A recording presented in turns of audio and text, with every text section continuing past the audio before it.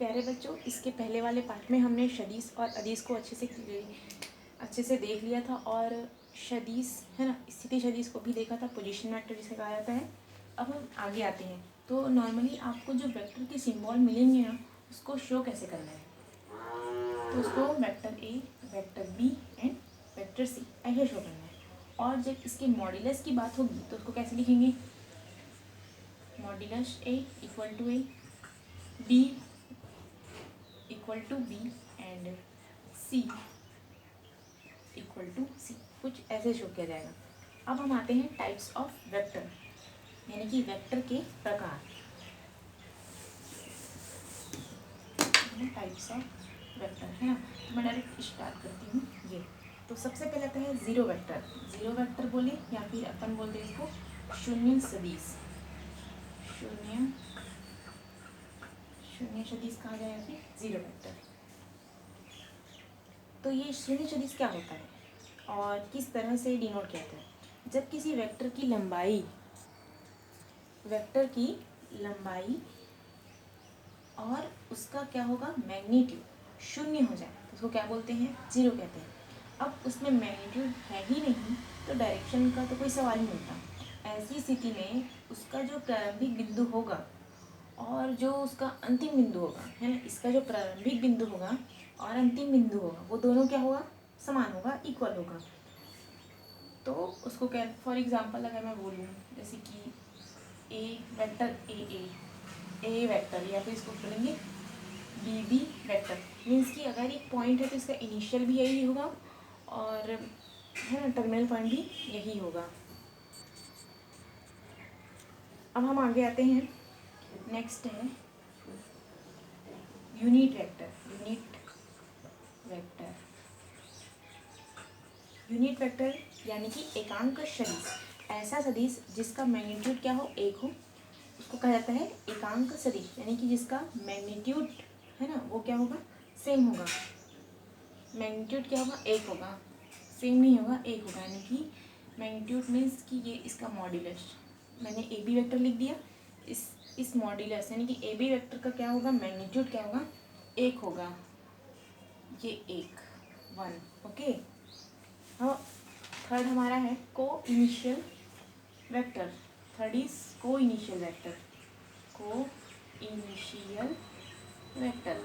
ये क्या होता है, यानी कि सम प्रारंभिक सदिश, हिंदी में से क्या कहेंगे, सम प्रारंभिक सदिश, ऐसा सदिश जिसका प्रारंभिक बिंदु तो एक ही हो लेकिन अंतिम बिंदु क्या हो, अलग अलग हो सकते हैं। जैसे कि फॉर एग्जांपल ये पॉइंट है ओ, यहाँ से दो बिंदु, यानी कि ये क्या है, इनिशियल पॉइंट है किसी दो पॉइंट का, जैसे कि ये है वेक्टर ए और ये हो गया बी, क्लियर।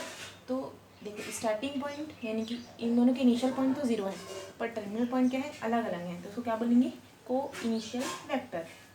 तो ये क्या होगा, वेक्टर ओ ए वेक्टर और ओ बी वेक्टर। अब आते हैं फोर्थ, को लीनियर वेक्टर।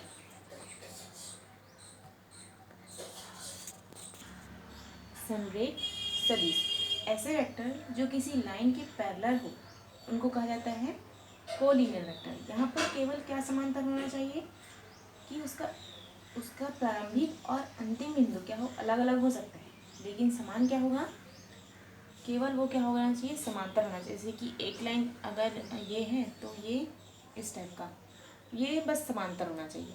उसका अंतिम बिंदु या फिर उसकी प्रारंभिक बिंदु उस वो मैटर नहीं करेगा, मैटर क्या करेगा कि उसका जो ये लाइन है वो क्या हो, पैरेलल हो, ये बस हमको चाहिए, ठीक है। सपोज दैट मैंने ये एक ले लिया है, देखो है ना, तो ये मैं बोलती हूँ ए है, ये B, C and D, clear. तो यहाँ पे हम क्या बोलेंगे, कोलिनियर वेक्टर में ए बी, है ना, A B vector, A B parallel है किसके, सी डी वेक्टर के, और ये लगा दिया एरो का साइन,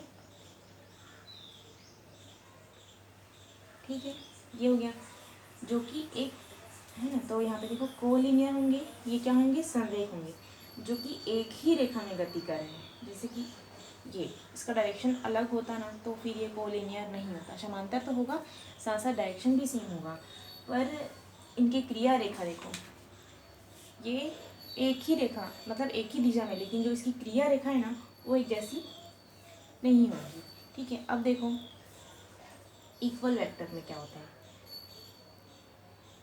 इक्वल वेक्टर में ऐसे वेक्टर जिनका क्या हो, मैग्नीट्यूड क्या हो, एक समान हो और दिशा भी मैग्नीट्यूड के साथ साथ दिशा भी समान हो, यानी कि वेक्टर ए इक्वल हो किसके, वेक्टर बी के, दोनों क्या हो, बराबर हो।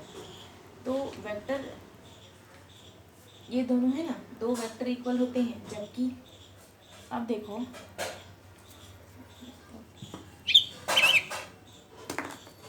वेक्टर ए इक्वल हो किसके, वेक्टर बी के, जबकि ये इफ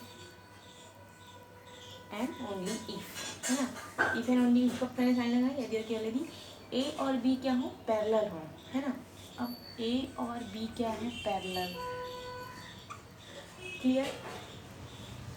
मैग्नीट्यूड भी सेम, भले ही वो कहीं पास भी हो, ये कहीं पर भी हो, लेकिन वो क्या होना चाहिए, पैरेलल होना चाहिए, क्लियर।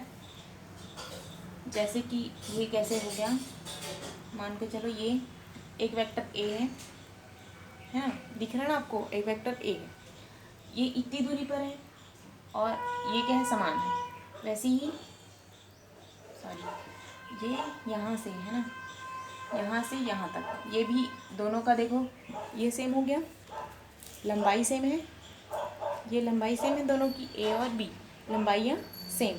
अब आते हैं नेगेटिव वेक्टर में। नेगेटिव वेक्टर माइनस पहले दोनों की क्या है, लंबाई बराबर होगी और दोनों समांतर है, तो दोनों को इक्वल वेक्टर कहेंगे, है ना। तो मैं इसको क्या मान लेती हूँ, ए बी मान लेती हूँ, ठीक है, और या इसको बी है, तो क्या आ जाएगा, ए बी इक्वल है बी ए के,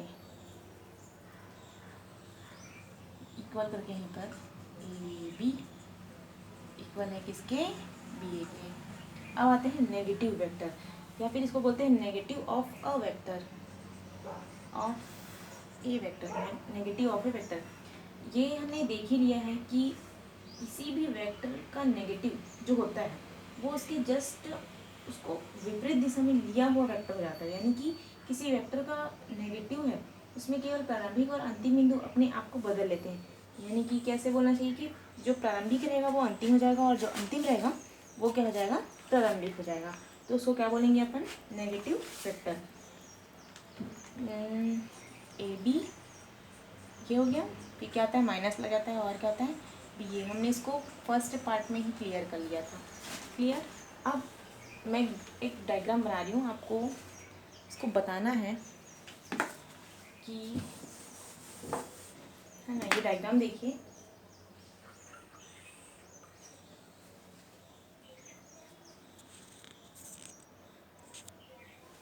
ऊपर देखो, है ना, यहाँ पे डायग्राम बना रही हूँ मैं,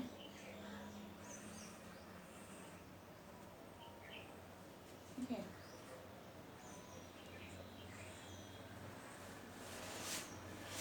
ये है हमारा वेक्टर ए, इसकी दिशा जो है ऊपर की तरफ है। ये हमारा, ये इनिशियल पॉइंट है तीनों बिंदु का, ये बी है, ये सी है और ये डी है, ठीक है। और इसका साइन ऊपर की ओर है, इसका नीचे की ओर है और इसका इसी की तरफ है, क्लियर। अब देखिए इस ग्राफ को अच्छे से देखो, ठीक है। मैं पूछूंगी, इसका बताना है कि कौन सा इसमें आएगा, ठीक है। संरेख की परिभाषा के अनुसार सबसे पहला, है ना, संरेख किसको बोलते हैं, कोलिनियर को, है ना।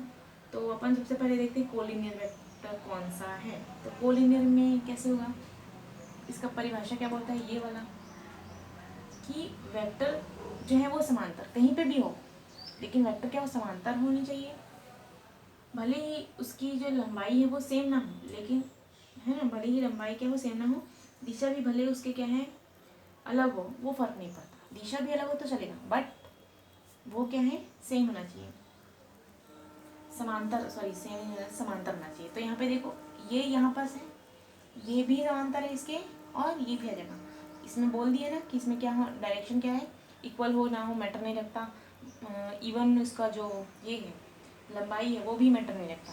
मैटर क्या रखेगा कि वो क्या होना चाहिए, पैरेलल। तो इसके पैरेलल ये है, मतलब ए के पैरेलल सी है और ए के पैरेलल ही डी है, तो अपन क्या बोलेंगे यहाँ से कोलिनियर में, है ना। तो कोलिनियर वेक्टर कौन कौन से होंगे, कोलिनियर वेक्टर होगा आपका ए हो जाएगा, वेक्टर सी हो जाएगा और डी हो जाएगा, है ना।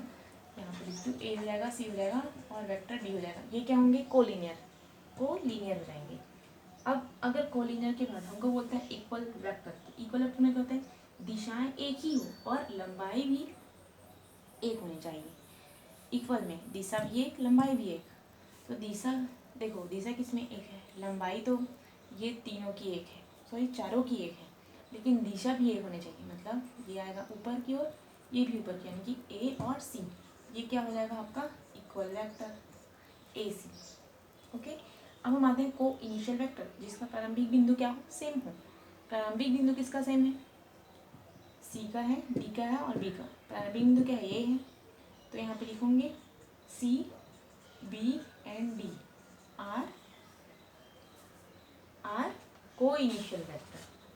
अब आता है नेगेटिव वेक्टर। तो नेगेटिव वेक्टर की बात करें, नेगेटिव ऑफ ए वेक्टर, तो उसमें क्या होना चाहिए, डायरेक्शन आर अपोजिट। हियर देखो, इस वेक्टर में सी जो है ऊपर की तरफ जा रहा है और ये जो वेक्टर है डी वो नीचे की ओर है, तो ये आ जाएगा आपका नेगेटिव ऑफ ए वेक्टर। तो सी इक्वल टू माइनस डी ना, ऐसे ही लिखेंगे ना। ये हो गया क्लियर। अब हम आते हैं चैप्टर में। ये जितनी भी हमने चीज़ें पढ़ी वो आपके जो 10वां चैप्टर है सदिश बीजगणित, उसका 10.1 है, उसको पूरा क्लियर इससे हो जाएगा। अब हम आते हैं डायरेक्ट क्वेश्चन में। हमारा क्वेश्चन है ए बी सी डी एक समांतर चतुर्भुज है। सिद्ध कीजिए कि B A vector, B C vector, C D vector और डी सी वेक्टर इक्वल है किसके, टू बी ए वेक्टर के। तो सॉल्यूशन में सबसे पहले हमने क्या किया, एक चतुर्भुज को डायग्राम किया है। ठीक है, इस डायग्राम में देखो हमने चतुर्भुज को एक चतुर्भुज लिया, हमने उसको अलग अलग विकर्णों का अलग नाम ले दिया है। ए हमने लिया, इस पॉइंट को ए दे दिया, बी दे दिया, सी और डी दे दिए। ठीक है, अब क्या किया कि हमको ये चीज़ निकालनी है, उसके लिए हम समांतर चतुर्भुज में हमको पता है विकर्ण होता है और बीच को ओरिजिन मानकर हम क्या करते हैं, 0 पॉइंट लेते हैं। तो ए बी सी डी समांतर चतुर्भुज हमने ले लिया। फिर कोई इस मूल बिंदु हमने लिया बी, और बी के सापेक्ष ए बी सी डी की स्थिति सदिश पोजीशन वेक्टर ले लिया है, O A O B O C and O D, 4 position vector ले लिया है। अब देखो जो हमारा लेफ्ट हैंड साइड है, ये लेफ्ट हैंड साइड, उसको हमने एज इट इज़ लिख लिया। अब देखो बी ए, ये जो बी ए है, तो पोजीशन वेक्टर में यानी कि यहाँ पे क्या हो जाएगा, बी ए ओ, इन तीनों से मिलकर ये बना है। तो हमको ये चाहिए, तो अपन इसको ना लेके यहाँ से लेंगे कि ओ से बी, तो क्या ओ ए माइनस ए किसके, ओ बी के, ये ले लेंगे ना कि ओ ए माइनस ए ओ बी के। ठीक है, वैसे ही अगर हम बी सी की बात करें, बी और सी की, तो बी सी की बात करेंगे तो ओ सी माइनस ओ बी ले लेंगे।